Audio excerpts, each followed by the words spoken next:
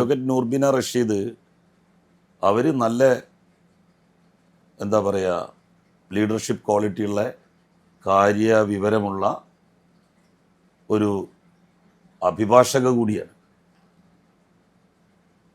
നല്ല മികച്ചൊരു സംഘാടകയാണ്. കാര്യങ്ങളൊക്കെ പ്രസൻറ്റ് ചെയ്യാൻ വളരെ ഏബിളായിട്ടുള്ളൊരു ലേഡിയാണ്. അപ്പോൾ അങ്ങനെയുള്ള അവരെയോ അല്ലെങ്കിൽ മറ്റാരെങ്കിലുമോ പരിഗണിക്കാമായിരുന്നു.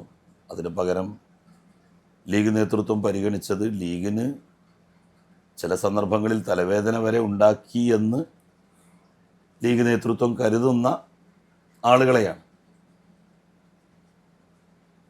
ലീഗിനെ പോലെ ഒരു പാർട്ടിക്ക് കുറച്ചുകൂടി പക്വമായിട്ട് ചിന്തിക്കാമായിരുന്നു. അപ്പോൾ CPIM വനിതകൾക്ക് പ്രാതിനിധ്യം കൊടുക്കുമ്പോൾ തലമുതിർന്ന ആളുകൾക്ക് അല്ലെങ്കിൽ വളരെ പക്വതയോട് കൂടിയിട്ട് കാര്യങ്ങൾ നോക്കിക്കാണുന്നവർക്ക് സീറ്റ് കൊടുക്കും, യങ്സ്റ്റേഴ്സ് ആയിട്ടുള്ളവർക്കും സീറ്റ് കൊടുക്കും. രണ്ടും ഒരുപോലെ പരിഗണിച്ചു പോകേണ്ടതായിരുന്നു.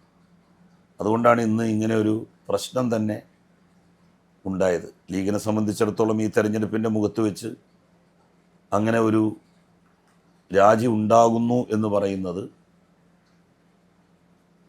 അത്ര സുഖകരമായിട്ടുള്ളൊരു കാര്യമാണ് എന്ന് ഞാൻ കരുതുന്നില്ല.